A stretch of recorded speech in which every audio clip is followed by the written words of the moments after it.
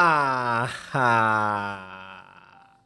Omuganda alina olugero olugamba nti kyewayagaliza embazzi kibuyaga asudde. Olunaku luno nali nalulindirira okuva obwedda finally ndutuuseeko. Eno video bagiyita Another Smartphone Falls in the Wrong Hands Edition. Tambuza video nensaba video eno egenda kuba mpanvumu nenjagala ogiwa obudde ogiwulirize. Because wano wetulaga kugambe eno edition bagiyita Another Smartphone Falls in the Wrong Hands Edition. Tambuza video. Okuva lwetuwamaze okulonda akalulu k'obwa president, ebintu bingi ebize bisafesinga mu mpola. Just a few minutes ago, Robert Kyagulanyi Ssentamu Bobi Wine avudde n'akola post ku mukutu gwe ogwa Facebook ne X n'ategeeza nti sofa abantu 100 baakakonfamingibwa nti baatiddwa mu kalulu ketwakavaamu. Sofa 100 confirmed dead. Naye nga battiddwa Masasi. Munnamawulire wa CNN eno nabagambye bagiyita Another Smartphone Falls in the Wrong Hands Edition. Kawandiikaawo smartphone yegudde mu mikono emikyamu. Kugambye kagenda bakawanvu mu nenjagala okawo obudde. Munnamawulire wa CNN nga munnansi wa Kenya amanyikibwa nga Larry Madowo we yali ayagala right now kati waali. Jukira Larry Madowo akavaringa elections mu nsi za Africa zonna buli ewali okulonda abeerawo, era yakyaka nnyo mu kalulu ke Tanzania oluvannyuma lw'okukola ka mini documentary ke yakola ng'alaga abantu abattibwa. Now it is confirmed this young man is documenting another documentary in Uganda. Twawulidde over 10 people were shot dead in Butambala. Yagenze ku mukutu gwa X just after the election being after the EC announcing. Naga nga bazizaako internet yagambye Banayuganda bannaye abatabaddeeko kati tukomyewo kiki kye mwalabye, and people are sharing videos to him. Wabula yabadde akyakola ebyo basebo ne bannyabo ate smartphone emu negwa mu mikono emikyamu. Twatandise okulaba tweets eziva ku page ya General Muhoozi Kainerugaba ononono nga ye CDF w'amagye g'eggwanga, Chief of Defence Forces, yakulira amagye g'eggwanga Uganda.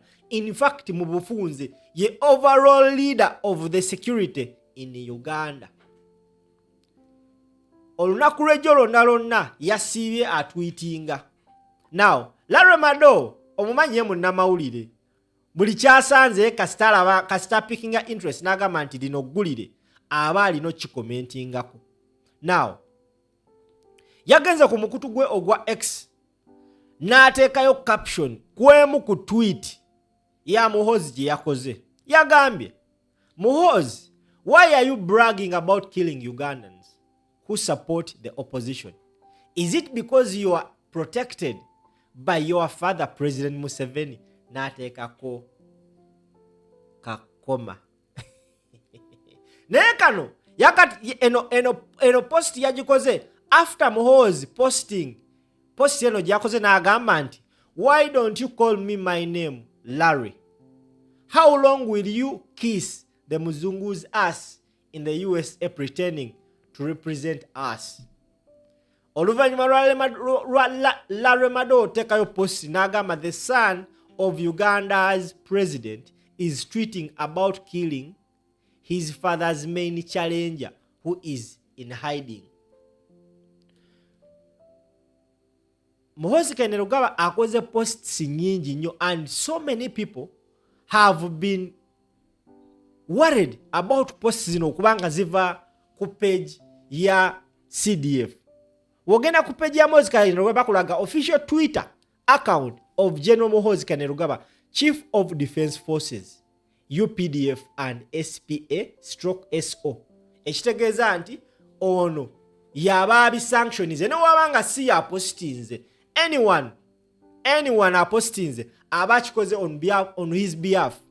Era oli wakera kumecha n'agamba nti his page was hacked, kitandika otwewuunyisa. Wewanga basobola okwakinga page ya CDF, kitegeeza n'eggwanga n'ekifo kyalimu takisaana, because CDF alina okubanga ebino aba abimanyi, cyber buli kimu aba akimanyi. Ekitegeeza nti the man is running his page, era buli kyawaayo these are his views. Now ngenda kuyisa mu tweets zazze akola okuva lwe twatandise ensonga eno. Yakoze tweet 11 hours ago n'agamba nti defeating a baboon is expected. The guy's nose is too big to be human. N'agenda maaso n'akola tweet endala n'agamba nti katono nnyo njala kubanga nkulaga tweet zakoze ezibadde controversial zikozinze okwogera mu bantu bangi nnyo. Yavudde n'akola tweet eno n'agamba nti we have killed 22 NUP terrorists since last week. I am praying the 23rd is Kabobi. Wagamba Kabobi aba ategeeza Bobi Wine. N'agenda maaso n'akola tweet endala kanji banoonyeze. Njagala zona tweets nzibawe mwe nyini mujja kubanga mutegeera nti kyetuliko Mukama Katonda yasinga omumanya. Yageze maaso n'akola tweet endala yagambye, as for Kabobi the permanent loser, I am giving him exactly 48 hours to surrender himself to the police. If he doesn't, we will treat him as an outlaw rebel and handle him accordingly. Yawadde Museveni, yawadde Bobi Wine essaawa 48 yeweyo eri poliisi. Watewayo eri poliisi bagenda kumunoonya era bagenda mutwalanga omuyeekera Saabatujju. Zino tweets zonna bannamawulire ab'enjawulo baziraba. Kyovola abantu Larry Madowo azipikinzemu interest. Era buli tweet gy'ateekayo nga ya kibuyabuya obanga eri awo bwetyo Larry Madowo tweet eyo agikwata n'agikomentingako. Gwe ssebo oba nnya baatulaba ku mukutu guno yamubuuziza n'amugamba nti lwaki tomentioninga linnya lyange? Why don't you call my name Larry? How long will you kiss the Muzungu's ass in the USA pretending to represent us? Now Larry Madowo n'amuddamu n'apostinga ng'ayogera erinnya lye Muhoozi. Why are you bragging about killing Ugandans who support the opposition? Now, we've always for long wanted proof nti abantu battibwa. Naye nga tetulina muntu atambuza ddoboozi lyaffe nga Banayuganda nti amagye gatta abantu. CDF yayogedde n'agamba nti bakatta abantu 21. Era omuntu wa 23 agenda kubeera Robert Kyagulanyi Sentamu Bobi Wine. Okategedde akantu ako? Sima mukategedde. Banne mukategedde. Nti ebbanga lyonna Banayuganda badde bagamba nti bannaye amagye gatta abantu. Amagye gatta abantu. Now akulembera amagye Chief of Defense Forces Kabejja agambye we have killed 22 NUP terrorists since last week. I am praying the 23rd is Kabobi. Wakiwurra, wakitegeera oba tonnakinagamye kano kagenda bakawanvumu era ogenda kawa obudde. Now, ever since Muhoozi Kainerugaba started tweeting ku mukutu gwe ogwa X, different media personalities have also picked interest mu tweets zakola. Era gwe ssebo oba nnya baatulaba just a few minutes ago Robert Kyagulanyi na Bobi Wine abadde ku mukutu ogwa Al Jazeera ng'akola interview gyali mu hidings. Njagala olebeka clip ako. That is Bobi Wine ng'ajja agenda okukola interview ne Al Jazeera. Wabula ekisinga okwewunyisa atambula ayina n'akakookolo ku face baleme mulaba, ekimu ku biraga nti is in hidings. Naye njagala owulirize ebigambo byayogedde wabadde ali ku Al Jazeera. This is what he said ku mukutu ogwa Al Jazeera ku interview gy'abaddeko ayogedde bw'ati.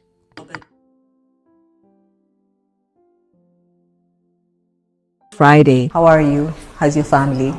I'm alive. I don't know how my family is. He spoke to Al Jazeera. I would love to be in my home.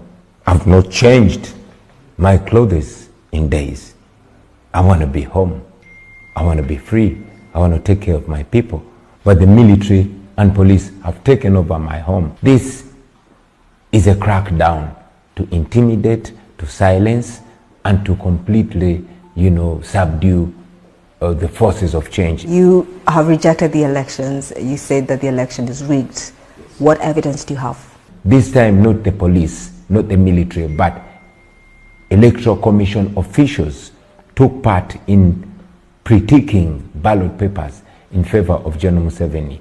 Glad enough, we have record of them. We have videos of them doing that. Do you want people to come out to the streets to protest? We want the people of Uganda to take charge of this and find numerous creative ways. Could be protesting on the streets.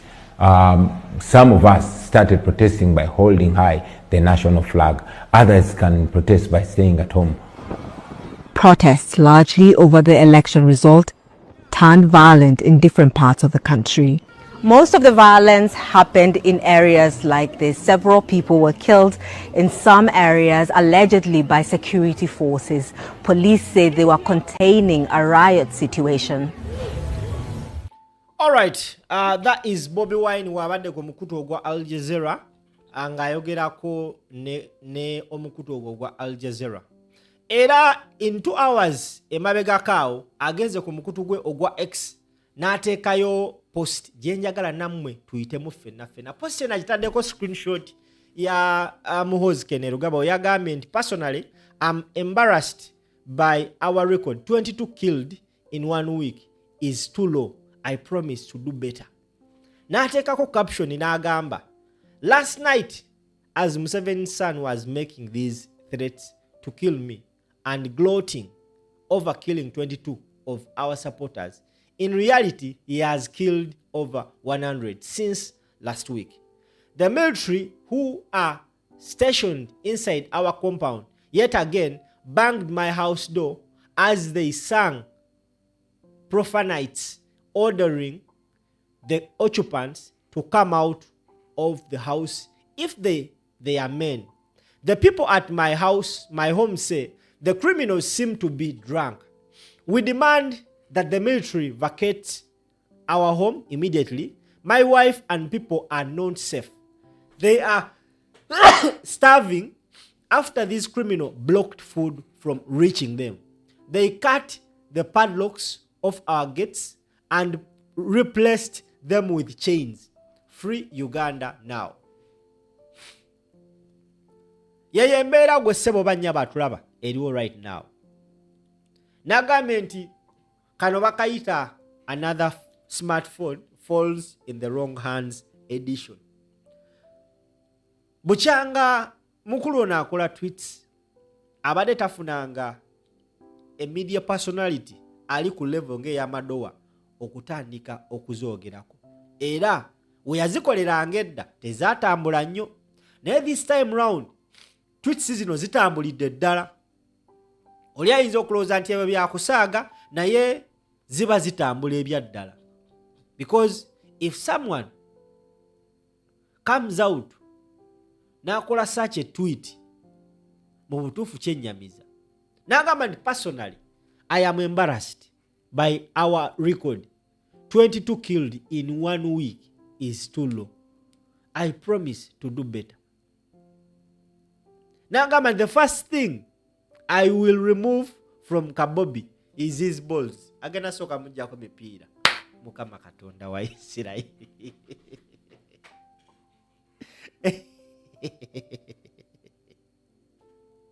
Okategedde. N'agamba nti we will kill on sight all NUP so-called foot soldiers until Muzeyi says otherwise. Ayogera bino. CDF zino tweet gye ziri bannaye. Bino sifumba bifumbe zino tweets gye ziri ku XA. Era ne wana abazidelete abantu bakubye da screenshots. Abantu basinga bamanyi olowooza and these are fabricated. A person ali ku level ya Larry Madowo cannot come out to look into this issue unless ngeno issue nkulu. Era gwandaba nkugamba ono musajja video gyagenda okuddamu okukola ng'agikola ku Uganda mugenda kulaba mutalabangako. Remember yawadde Bobi Wine 48 hours ng'alabise watalabikako bagenda muyita muyeekera batandika munoonya. 48 hours zibeera ndowooza ennaku 2. Olunaku olumu lwolulabika luweddeko tulinda lwakubiri wabula Bobi Wine yamugambye I will show up when I want. Ekimu kubiraga nti yamugambye I beat you in your game. Buli omu yeewuunya Bobi Wine yavudde atya ewaka n'abulawo. Nabadde ne kyali wange omu kuba nze muyita my forensics man n'angamba Bobi Wine must have escaped we yamalidde olonda bane balowooza nti azeewo akalayika alina we yayise n'amyansa and I strongly believe alayika talina mu Uganda.